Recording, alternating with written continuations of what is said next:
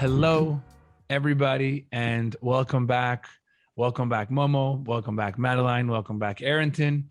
Welcome back to all of our viewers. Today, we are going to be speaking, I think, about one of the most important spiritual Kabbalistic concepts that is very relevant, I think, to our time today in our lives, a concept known as certainty. Certainty can sometimes, tell me if I'm wrong, guys, certainty can sometimes be confused as faith, believing, thinking that things are going to end up well. But certainty is a deeper concept. It's more than just, fake it till you make it. It's more than just being optimistic. Certainty is knowing that there's a plan, knowing that the Creator is good, and knowing that everything is happening for me and not to me. Now, great, but how do we do that when we're going through something difficult and challenging? When we're listening to a Kabbalah podcast, that could be easier. When we're going through a challenge, when we just got rejected, when we just got a bad grade again, when we just didn't get invited to our friend's party, when our parents just said no, they didn't give us allowance, they canceled, they took away our phones, they grounded us. Then how do we have certainty? How can we feel like this is part of the plan? How can we know this is part of the plan? So today we're going to do something a little bit different. And I'm going to ask the panelists to either with a pen or paper or in your mind. But for those that are watching, for our viewers, I really want you just to pause and to grab a piece of paper and a pen. And I'm going to ask 3 questions. They're going to come up on the screen. And I'm going to want you all at home and our panelists just to answer these questions, because it starts to open the door to taking the concept of certainty and making it something more practical and more relevant. So guys, I'm going to start with the questions. I know you guys haven't said anything yet, but I know that you guys will spend most of the time talking, and I'm just going to be listening after I ask these questions. So starting with question 1, guys, I felt triggered when? I felt triggered when fill in the blank. When I wasn't invited to X party, when I got a bad grade, when I studied for hours and still didn't succeed, when someone looked at me funny, when fill in the blank, something that made you reactive. Just go back to a situation in essence, go back to a situation that made you angry. And for those that are at home, again, pause, get a piece of paper. We're going to take this concept of certainty and apply it to something that you've experienced recently, a situation that triggered you or a situation that made you reactive. Step 1.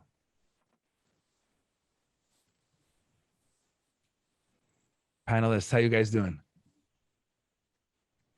Bringing up old traumas. How about you? Some people have something that's more relevant. Some people that are thinking way back in the past and bringing up the archives. Okay, good. Question number 2, step number 2. When that situation happened, how did you feel? When I raised my hand and my teacher didn't call on me. When I didn't get permission from my parents to do something that I really wanted to do. How did I feel?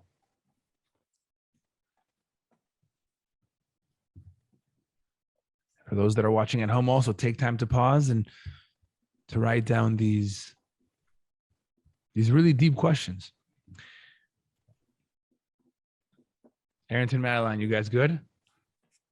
No, but we'll get there. Okay.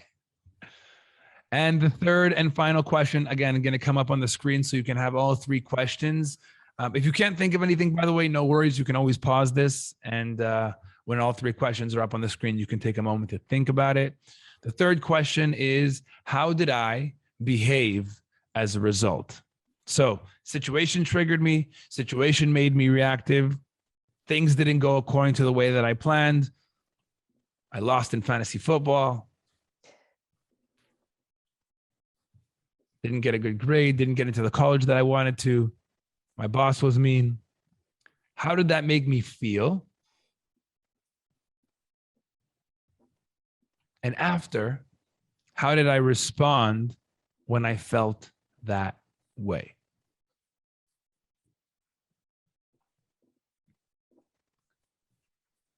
Sorry, what was the last thing you said? How did I respond? How did I act or Oh, behave gotcha, in gotcha. response to the feeling that I felt?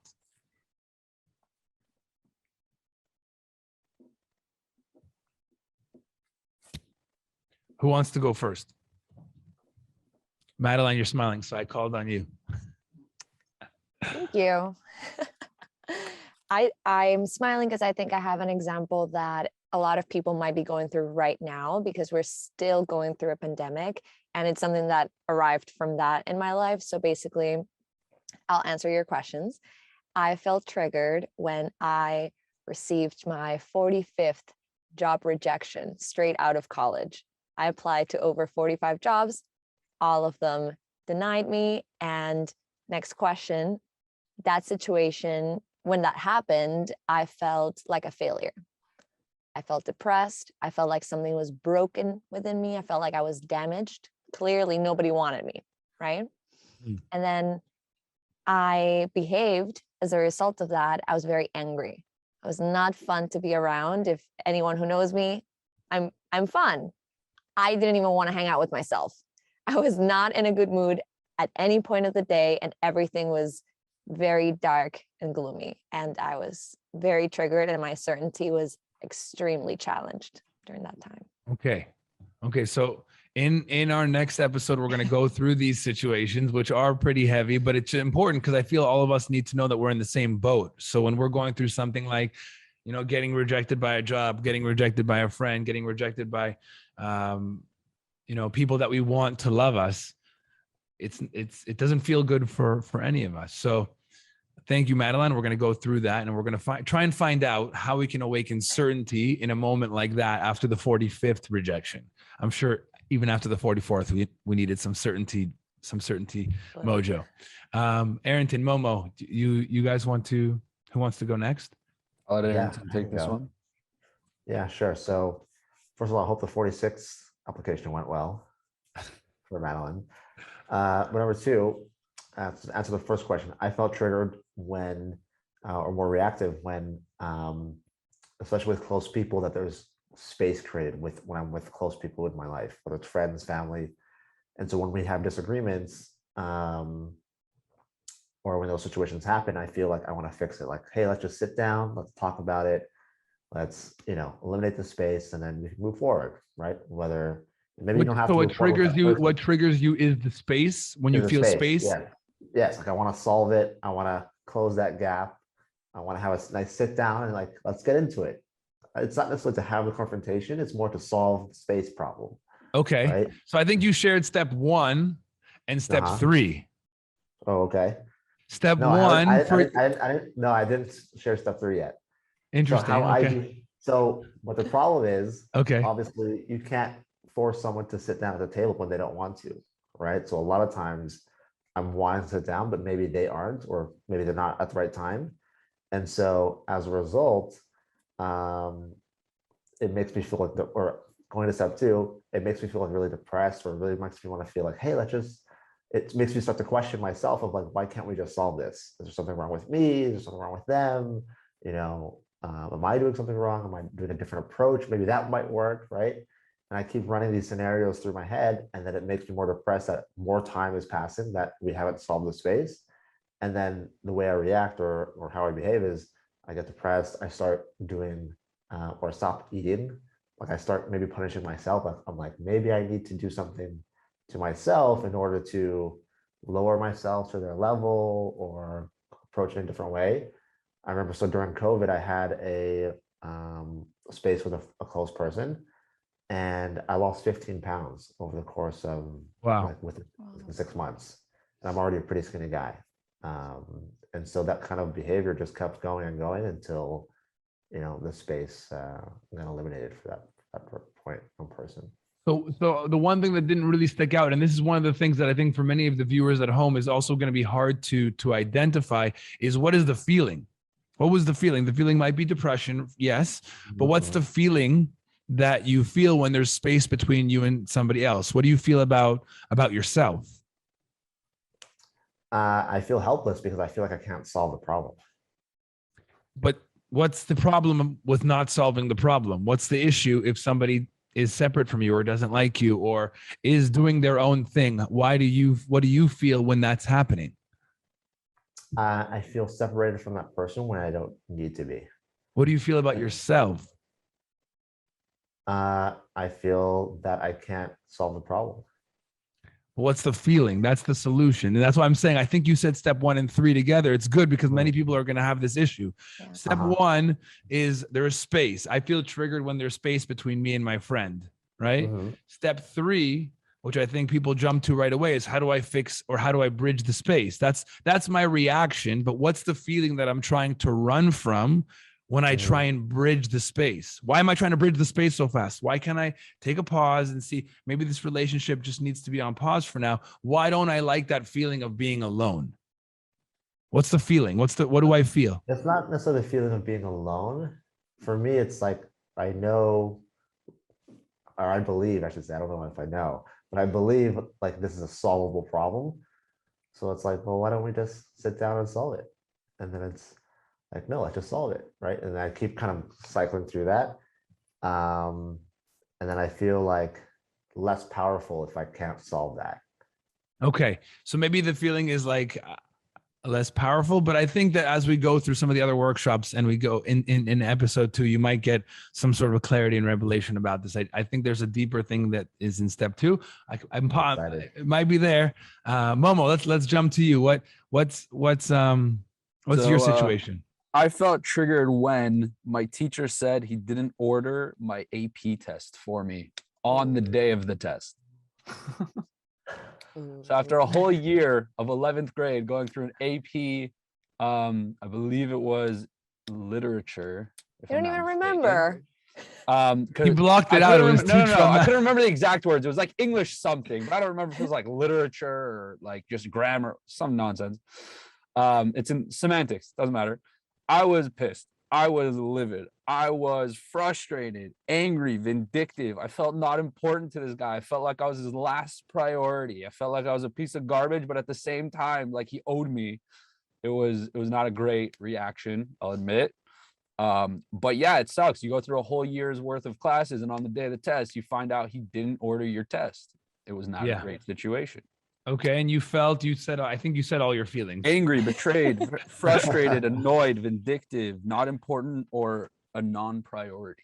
Yes. And how did you respond? How did you act in accordance with that? I blamed my teacher. I raised my voice. I started complaining and whining. I just went on like a general tantrum, and like the vice principal was there. So I just started like ratting this guy out basically right in front of his boss. Okay. So you revert sometimes whenever you're feeling this way, forgotten. You sometimes go to blame, immediate punishment to the person that made you feel that way. Yes. Okay. So you wronged me, I will wrong you, kind of. Yes. And many times I think through all situations you can feel like Madeline felt like she was wronged by another person that could possibly hire her. Arrington was wronged by his friend that, could fix it. We could remedy the situation, but the person doesn't want to. And, you felt wronged by your teacher. And that's really, I think, where we want to create a switch today, because certainty is saying, the creator is there to help us to grow. The creator is there in our best interest, but somehow everything that's happening makes me feel like I'm being wronged, this is an opportunity for me. There's some place for me to go with this. So we're going to go deeper in episode 2, and thank you all for being open and for sharing. And I hope for the panelists and for not the panelists, I hope for those that are watching and viewing this, you took a moment to pause and to think about your 3 steps and those 3 questions And when we get to episode 2, we can really go through those situations and see how those are really there for us, not there to us, and how in the moment can we awaken that certainty in the creator to know, not to say, okay, I believe, this is good, this has to be good, like, but to really get to a sense of knowing, and that really changes the way we feel about the situation. So lots of good stuff coming up in episode 2. Thank you guys for being open and vulnerable. Thank you, viewers, for doing the workshop at home. And for those that want to go deeper, we'll see you in episode 2, followed by episode 3, where each one of us will give our tools to how do we awaken certainty in an uncertain time. So that's coming up in episode 2 and 3. We'll see you all in episode 2. Thank you, Momo. Thank you, Arrington. Thank you, Madeline. We'll see you soon.